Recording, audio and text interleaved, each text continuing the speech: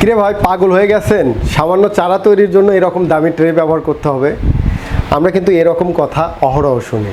আমরা অনেক কৃষক ভাই যারা আছি, যারা আধুনিক কৃষিতে আসতে চাচ্ছি, তাদেরকে এরকম পাগলের প্রলেপ কিন্তু অনেকেই বলে থাকেন। আমরা মূলত বাংলাদেশের প্রায় 90% কৃষক কিন্তু মাটিতে চারা উৎপাদন করে এটা জমিতে রোপণ করি। এর ফলে হয় কি, এই মাটির চারাগুলো যখন আমরা জমিতে রোপণ করতে যাই, এই তোলার পর শিকড়গুলো ছিঁড়ে যায় এবং মাটিতে এটা রোপণের পর এটার মৃত্যুর হার কিন্তু অনেক বেশি থাকে।